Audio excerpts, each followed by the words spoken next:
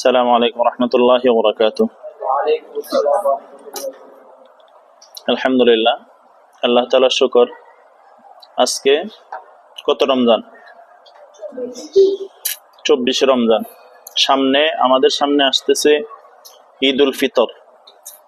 তো ঈদ উল ফিতরের কিছু সুন্নত আছে। এই সুন্নত গুলা আমরা ছোট বড় যুবক বৃদ্ধ সবাই মানা উচিত। যেহেতু মহিলা মানুষের জন্য ঈদের নামাজ নাই, এরা ঈদের নামাজ না পড়েও ঈদের নামাজের সওয়াব পাবে। এরা ঈদের নামাজ না পড়েও কিসের নামাজের সওয়াব পাবে? ঈদের নামাজের সওয়াব পাবে।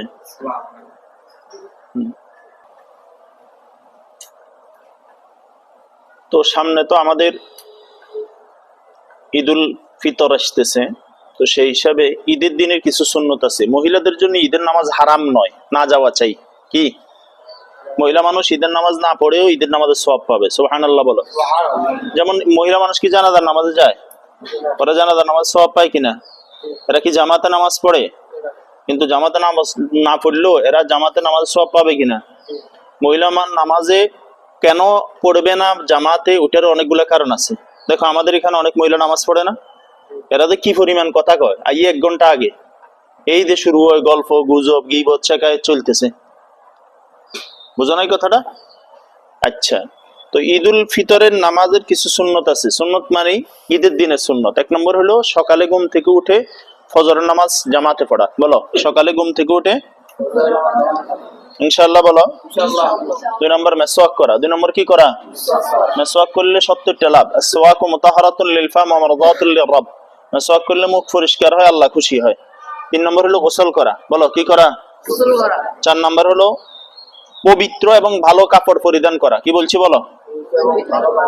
আবার বলো।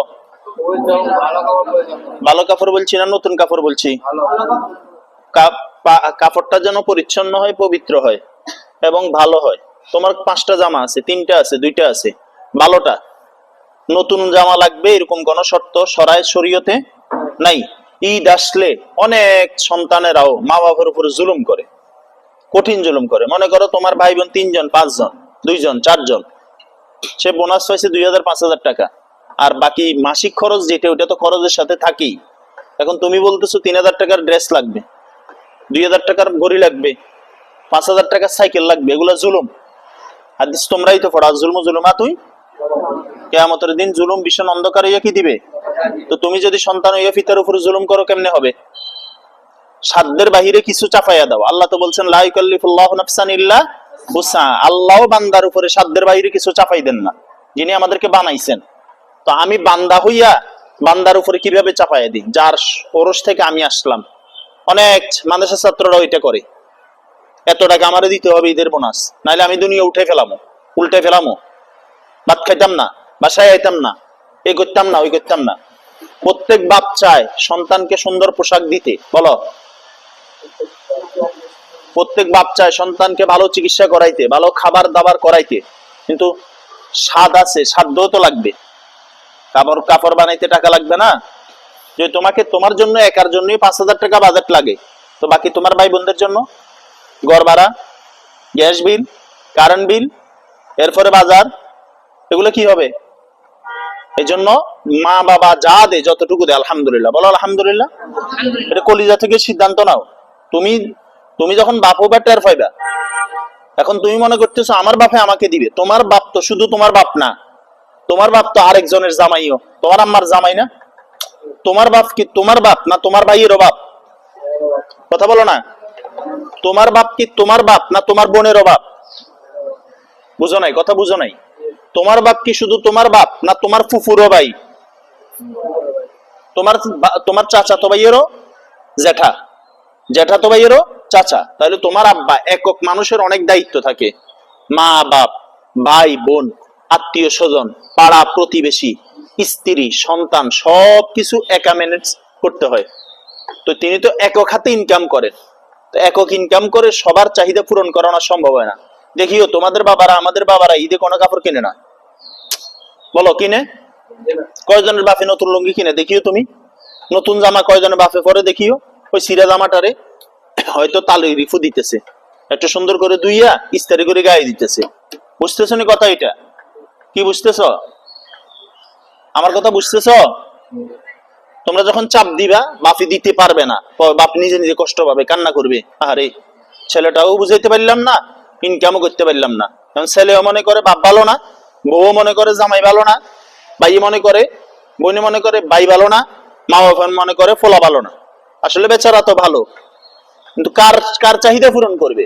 আমার কথা কি বুঝতেছো নি তোমরা? বুঝতেছ? যতটুকু তোমার টুপি এটা আছে, ওকে ফাইন, এটা দুইয়ে নীল করলে তো নতুন হয়ে গেল। তোমার জামা এটা আছে, এটা দুইয়ে সুন্দর করে একটু নীল করে ইস্তারি করলে তো নতুন হয়ে গেল। নতুন জামা গায়ে দিলে কি ঈদের নামাজের সওয়াব বেশি? কথা বলে না। নতুন জামা পোশাক পরলে ঈদের দিন কি সওয়াব বেশি, উপকার বেশি, লাভ বেশি, নেকি বেশি? তো কেন আমাদের দেশে এই কালচার কেন শুরু হইলো? বিশ্বে রমজানের পরে মার্কেটে কোনো জায়গা নাই, সব বেড়ি মানুষ দখল করে ফেলাইছে। কারা? সব বেড়ি মানুষ দখল করে ফেলছে। আজকে দেখলাম যে একটা ছোট্ট ভিডিওতে দেখলাম যে স্বামী রে বলছে 4,000 টাকা দিয়া 3 পিস দিতে হবে। স্বামী বলছে আমার কাছে এত টাকা নাই। তো মানুষের সামনে মার্কেটে গিয়ে জামাইরে বউ অপমান করতেছে, জিল্লতি করতেছে। নাউজুবিল্লাহ বলো। কেন সাধ্যের বাইরে চাপাই দিবে? অন্তত তোমরা মাদ্রাসায় পড়ো, আমরা প্রতিদিন 5 ওয়াক্ত নামাজে দোয়া পড়ি, রব্বির হামহুমা কামা রব্বায়ানি সগীরা, রব্বির হামহুমা কামা রব্বায়ানি। আমরা প্রতিদিন মা বাবার জন্য দোয়া করি, তো অন্তত আমাদের দ্বারাই এই অভদ্র আচরণটা হবে না, বলো ইনশাআল্লাহ। আমরা আমাদের আব্বা আম্মাকে সাধ্যের বাইরে কোনো কিছু কি দিব না, চাপায়া দিব না। আব্বা নতুন জামা লাগবে, আপনার ইচ্ছা, আব্বা দিলে দিলে, না দিলে নাই। বুঝে আসতেছেনি কথা? এটা খুব খেয়াল রাখা। এখানে কে আসছো যে যার শুধু একটা জামা, হাত উঠাও। যে শুধু একটা জামা আমি তার একটা কিনে দিব, উঠাও, হাত উঠাও। কেউ আসো যে হুজুর আমার শুধু একটা জামা, আর কোনো জামা নাই, হুজুর আমার শুধু একটা পায়জামা, আর কোনো পায়জামা নাই, এরকম কেউ আসো? আব্দুল্লাহ আসনি? কেউ আসনি? নাই। 2টা 3টা 4টা 5টার নিচে কারো আছে? কথা বলা আছে? আবার যেই জামার জন্য তুমি কি মা বাপকে ফ্যাশার ক্রিয়েট করতেছো, ওই পাঞ্জাবি পায়জামাটাই তুমি মাদ্রাসায় ছাদের উপর রাখি দিছো, তো খবরও নাই। আসেনি এরকম সিস্টেম? আসেনি? টুপিটার খবরও নাই, পায়জামাটা সিঁড়ি ফেলাইতেছো, বাস বাপ তো আছে, বাপ বাপ আছে না, বাপের হোটেলে বাস সব চলবে। একটা পায়জামা সিলাইতে মিনিমাম 500-700 টাকা খরচ হয়, তুমি সিঁড়ি ফেলাইলা। একটা পাঞ্জাবি সিলাইতে 1,000-1,200 টাকা খরচ হয়, তুমি সিঁড়ি ফেলাইলা, বাস ফেলে দিলা। সিঁড়ি লই যে বাপের বাপের আলনার উপরে টানাই দিলা, মায়ের কাছে জমা দিয়ে দিলা। কেন ভাই এরকম না করা? বলো এরকম কি কি? বলো এরকম, বলো ইনশাআল্লাহ। জুতা নতুন লাগবে কেন ভাই? জুতা যেটা আছে ওইটা একটু মুছে সুন্দর ওটা পায়ে দাও না, মানুষ দেখানোর দরকার কি? বুঝো নাই? মানুষকে দেখাইলে আমার কি? আর তোমার জুতাটা খুব সুন্দর, তোমার ইচ্ছে করলো, কিন্তু এই সুন্দর জুতাটা কিনতে তো 500-700 টাকা লাগছে, তোমার বড় বড় ফেসার পড়ছে না। আবার ঈদে আব্বা আম্মা বাড়ি যাবে না, কথা বলো না। তো বাড়িতে স্বাভাবিক যায় না, ভাড়া বেশি দিতে হয়? আনন্দে যায় না আতঙ্কে যায়, কষ্টে যায়? তো ওইখানে আবার বাসা ভাড়া, এখানে আবার বাসা ভাড়া, আবার এলাকার মানুষ যাদের ঘর বাড়ি বাসা ভাড়া, এরা আবার বাসা ভাড়া না দিলে বাড়িতে যাইতে দেয় না। তো কোন দিকে সামলাবে বেচারা? এদিকে আবার কি গাড়ি ভাড়া, এরপরে বাড়িতে গেলে আব্বা আম্মা বোন আত্মীয় স্বজন কিছু মেহমানদারি, যাওয়ার সময় কিছু নিয়ে যাওয়া যায়, গেলেই শেষ না আবার আসতে হয়। আসার পরে আবার খরচ শুরু কিনা? তো তোমরা বুঝা উচিত। বলো বুঝবে ইনশাআল্লাহ? মনে থাকবে? এত চাপের দরকার নাই, তো বাপকে এত চাপ দেওয়ার দরকার নাই, মাকে এত চাপ দেওয়ার। তুমি বলো আর কি আমার ফোলা, আমি আমার আব্বা আমারে দিব না কারে দিব? হ্যাঁ তোমারে দিবে, কিন্তু তোমার আব্বা তোমার খরচ করে যদি দেয়, ঋণ করে যদি দেয়, কেমনে হবে? বুঝে আসতেছে কথা? এটা বুঝছো নি কথা? বলো ইনশাআল্লাহ আব্বা আম্মাকে আর কষ্ট দিবা না, বলো ইনশাআল্লাহ। এটা খুব খেয়াল রাখবে, এটা জরুরি কথা। কারণ একসময় তুমিও বাবা হবা, তোমার মন চাইবে তোমার সন্তানকে কিছু দিতে, তুমি দিতে পারবে না। তুমি যে লাইনে তোমার সন্তানের তোমার আব্বারে কষ্ট দিছো, তোমার সন্তান তোমার ওই লাইনে কষ্ট দিবে। হাদিসে আছে, এই শোনো এটা সাংঘাতিক হাদিস, এটার মতো হাদিস কোন আমলের ব্যাপারে, কোন এরকম কোন আযাবের ব্যাপারে কোন হাদিস এরকম নাই। এই একটা হাদিস, খুব কান খাড়া করো, মনোযোগ আছে কার কার দেখি? হাত নামাও। কোন মানুষ নামাজ পড়ে নাই, আল্লাহ চাইলে দুনিয়া শাস্তি না দিয়ে তারা পরকালে দিবে। কোন মানুষ জানা করছে, গুনাহ করছে, আল্লাহ চাইলে তাকে দুনিয়া শাস্তি না দিয়ে পরকালে দিবে। কোন মানুষ সুদ খাইছে, যেটাকে আল্লাহর সাথে যুদ্ধের সাথে তুলনা করা হয়েছে, আল্লাহ চাইলে দুনিয়া না দিয়া পরকালে দিবে। কোন মানুষ আকাম কুকাম লুটতরাজ সন্ত্রাস চাঁদাবাদী সব করছে, আল্লাহ চাইলে তারা দুনিয়াতে শাস্তি না দিয়ে কোথায় দিবে? কিন্তু একটা শাস্তি, কয়টা? সবাই কও, একটা শাস্তি, একটা অনলি ফর ওয়ান। এই একটা কাজ শাস্তি, যে শাস্তিটা আল্লাহ তাআলা মৃত্যুর আগেই দিবেন। আজরাইল ততক্ষণ পাঠাবেন না। বলো কি বলছি বলো, মা সবাই কইতেছ না। আজরাইল তোমার জন্য না আইলে তোমার জান কবজ হইব? বলো। হ্যাঁ, লড়িবা চড়িবা কাইতুইবা ফুফাইবা গড়াগড়ি করবা, কিন্তু মরতা না। কি লেগে? আজরাইল তো আইয়ে না। কেন আইয়ে না আজরাইল? কেন আইব না? আল্লাহ রাসূল বলছেন মাতা পিতাকে, আবার বলো, যে যেই লাইনে, যে যেভাবে, যে যে পদ্ধতিতে, যে যে সিস্টেমে, যে যে আচরণে, যে যে আখলাকে, যে যেভাবে মাতা পিতাকে কষ্ট দিবে, সে সেই লাইনে কষ্ট পাওয়ার আগে, দুঃখ পাওয়ার আগে আজরাইল তার কাছে আসবে না, অর্থাৎ সে মারা যাবে না। নাউজুবিল্লাহ বলো। তাহলে তোমার আব্বারে তুমি এই পরিমাণ কষ্ট দাও যে পরিমাণ তোমার ফলা থেকে তুমি কষ্ট পাইতে চাও। হিসেব বরাবর বুঝে এসছেন কথা এটা? তাহলে কি পরিমাণ কষ্ট পাইতে পারো তুমি? কি পরিমাণ চাও? তোমার কি পরিমাণ চাওয়া আল্লাহর কাছে কষ্ট? তুমি কি পরিমাণ কষ্ট দিবে আব্বা আমারে? যে পরিমাণ কষ্ট দিতে পারো, সইতে পারো, ওই পরিমাণ দিবে। বলো, যে পরিমাণ সইতে পারো। সাইদ এখানে বসো। শয়তানের লারে সারে না, পিঠে কুরকুরায়। কয়দিন পিঠা না খাইলে কিছু ছাত্র আছে দেখবে পিঠে কুরকুর করে, আজকে তো মাইটটা হইলো না। আচ্ছা, তাহলে আজরাইল কতক্ষণ আসবে না? এবার তুমি কি কষ্ট দিবা বুঝাতে পারলাম আমি? এখন থেকে ইনশাআল্লাহ ঈদের জামা হইলেও আলহামদুলিল্লাহ, না হইলেও আলহামদুলিল্লাহ কও। ঈদের জুতা হইলেও ভালো, না হইলে আরো ভালো। ঈদের বোনাস হইলেও ভালো, আরো আমার কথা কি বুঝতেছো? এটা খুব বুঝে রাখবে, মনে থাকবে ইনশাআল্লাহ। মনে করো আমি কথার কথা, আমি তোমাদেরকে উদাহরণ দিই, আজকে এখানে কথা শেষে, কথার পর আর কথা ঘুমো না। মনে করো আমি আমিনুল ইসলাম তোমাদের হুজুর, তাহলে আমি তোমাদের ওস্তাদ, কিন্তু আমি কারো স্বামী কিনা? আমার কোন সন্তানের বাপ কিনা আমি? তাহলে আমি কারো বাবা, আমি কারো ছেলে কিনা? আমি কারো ভাই কিনা? আমি কারো চাচা কিনা? বলো, আমি কারো ভাতিজা কিনা? তাহলে এবার দেখো, যদি আমি কারো বাবা হই, আমার 3টা সন্তান, কয়টা? তো একজনের জন্য সাইদ, বুশরা, রহমা, তাহলে একজনের জন্য কিনতে হবে না 3 জনের জন্য কিনতে হবে? কিনলে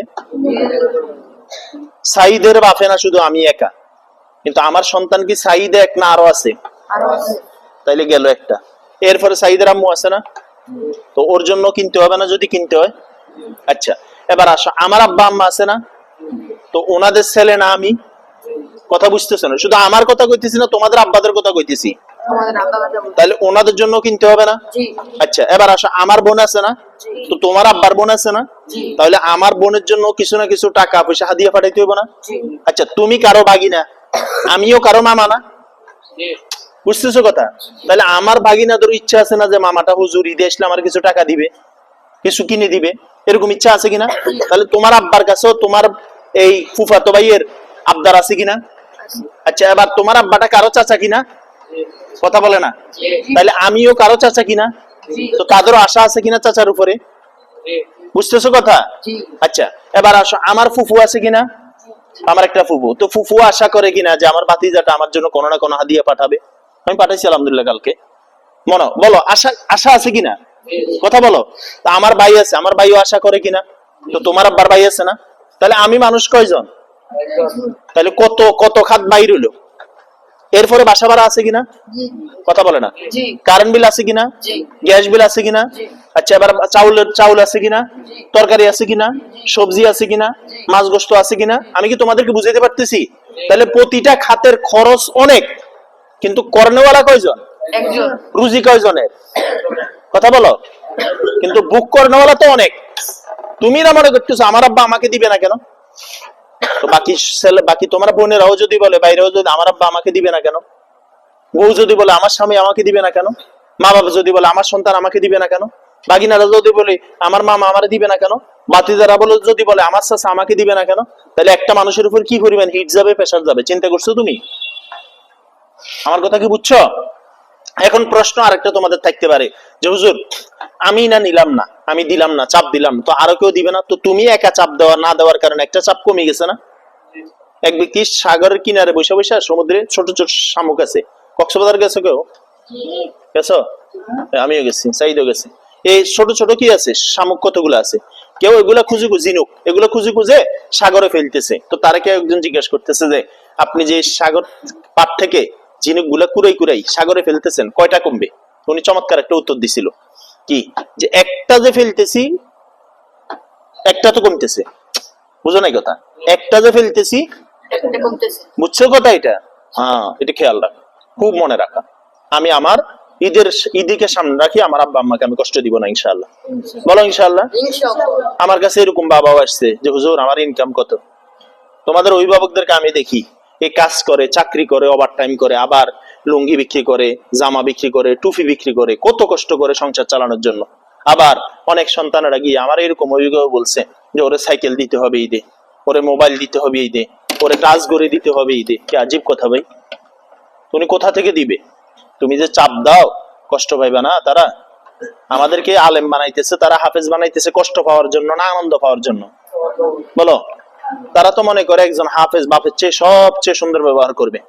তারা তো মনে করে মা বাপের চেয়ে আমার ছেলেটা যেহেতু মাদ্রাসায় পড়ে আদব আখলাক শিখে দিন শিখে আমার সাথে সবচেয়ে সুন্দর ব্যবহার করবে। ঠিক আছে, কিন্তু আমরা মাদ্রাসায় পড়ার পরেও যদি আব্বা আম্মার সাথে সুন্দর আচরণ না হয় তাহলে তো এটা দুঃখজনক, কষ্ট পাওয়ার বিষয়।